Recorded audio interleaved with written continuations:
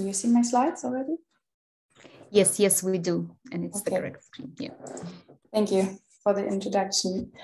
Yeah, my name is Lisa Berghäuser. I'm a PhD student at the University of Potsdam, and I'm currently developing an agent-based model that will help us to predict adaptive behavior of flood-prone residents in Germany. I will give you a brief background on where the study is settled. So the natural hazard that is of interest here is flooding. And for this kind of hazard, we know that there is a lot you can do to adapt effectively to reduce impacts. And in general, there are different levels where this precaution can be implemented. So I'm focusing on property level adaptation in my thesis. There is this protection gap that we observed that describes that many private households, for example, don't buy insurance. And this is an example to show that there's room for improvement. So we're interested in understanding and predicting adaptive behavior of flood-prone households. This is of interest for integrated flood risk management in order to understand where private households can be better supported in their actions. So to study adaptive behavior, on the one hand, we make use of social psychological theories, and in the talks yesterday and some of them and also for today, you learned that very common theory that we use is the protection motivation theory, or a short PMT. It basically describes why or why not an individual decides for coping in the face of a threat. So according to the theory, individuals follow a cognitive mediating process influenced by individual perceptions or certain attitudes, the main factors being appraisal of the threat and coping appraisal. Based on the theory, only a person who perceives a threat goes into coping appraisal, which then decides on the protection motivation, which leads them to different coping modes. So on the other hand, what's important for the kind of research is the data. We conduct and use surveys for that, mostly after a natural hazard event. So there are two kinds of surveys that have to be distinguished here, which is the cross-sectional type and the panel type. Of course, there are more types of surveys or ways to differentiate between them, but these are the two different in the time period when they are conducted, and this is important. So cross-sectional surveys are taken at one point in time, and it is the predominant format of data where we mostly base our current knowledge on. And what's quite rare is the panel type, where same individuals are repeatedly interviewed over a time period.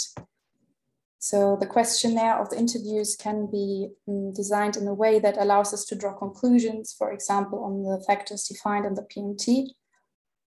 As an example, if we ask someone if they feel capable to implement a precautionary measure, we can draw conclusions about their self-efficacy, which is important for the cognitive process of coping appraisal. So using panel data, we additionally estimate if and how, for example, the levels of self-efficacy changes with time after an event. So for my thesis, I'm working with the panel data that has been conducted in Germany after the 2013 flood event. And it includes only people who have been affected by this event. This map shows the location of the respondents across Germany. We have 8 different federal states that we include, and this also reflects on how widespread this 2013 event actually has been. The panel stretches over a 4-year time period and consists of 3 survey waves. So obviously the next step was to study changes in the adaptive behavior after the flood in the given time period. So we transformed the implemented measures over time into trajectories and applied clustering techniques for longitudinal data. By that, we could identify different types of adaptive behavior over time, mainly 2 adaptive types and a low adaptive type.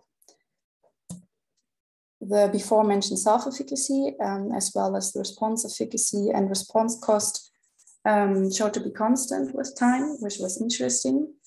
However, for example, risk perception was decreasing over time after the event, and the same goes for protection motivation.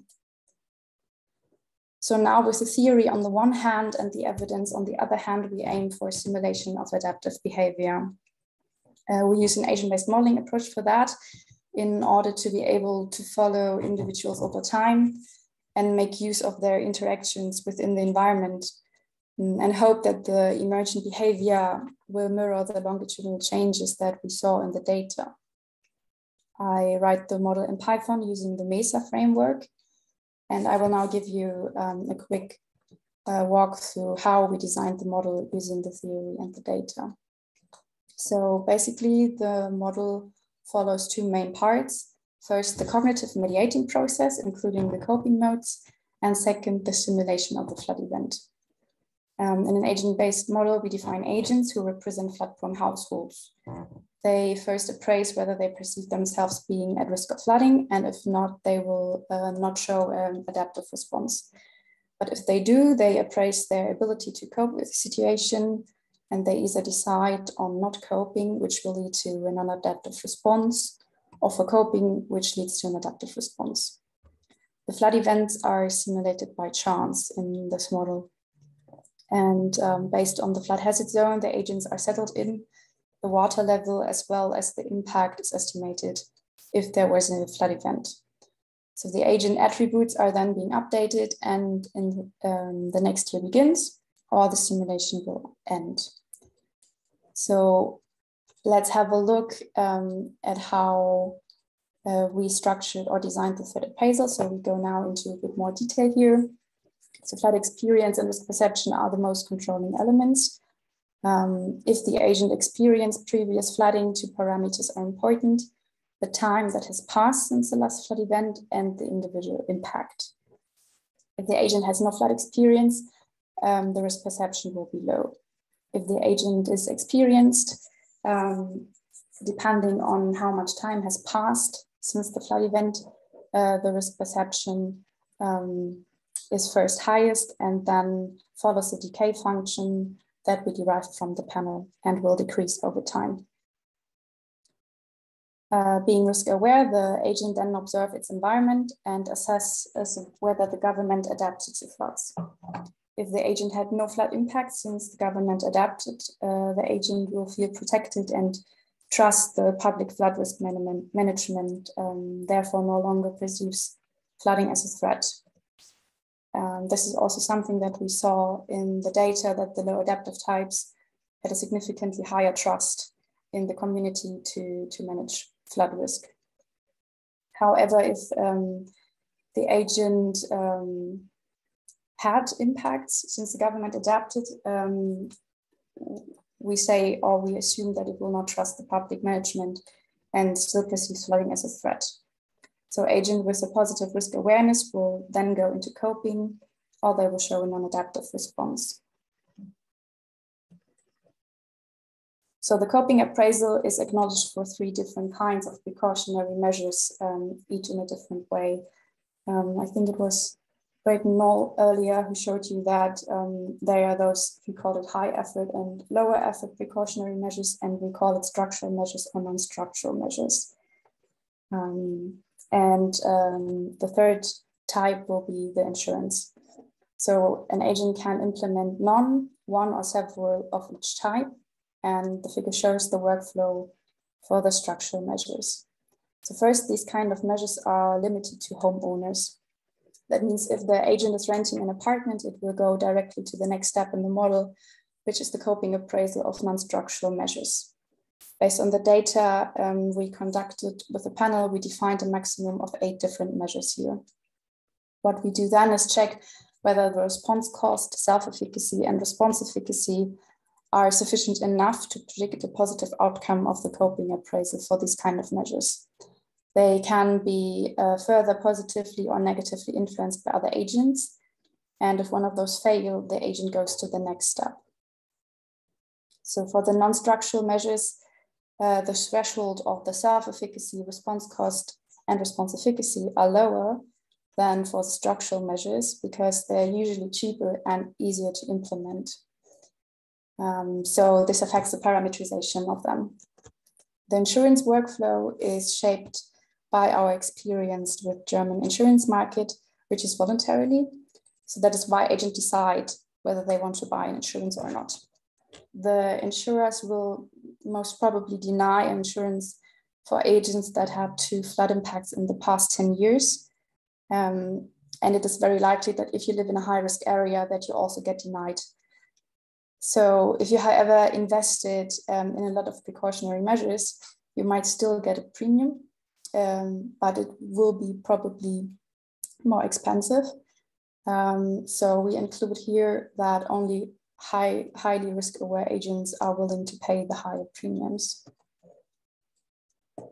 So to conclude, as you heard, the model is under development.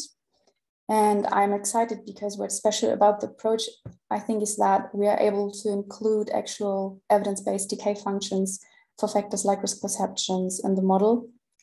And second, thanks to the panel, we will be actually able to validate the model, at least with a short-term adaptation, meaning the 4 years that we cover with the panel. And I'm looking forward to see how it turns out, because there are a lot of potentially sensitive parameters, as you saw, which is a shortcoming of this approach, potentially. But if we can actually validate and calibrate successfully, we can include and test targeted policies to learn more about, for example, how we can support low adaptive types of flood-prone residents to limit future flood impacts that are very likely to occur. So thank you for your attention. I'm looking forward to the discussion.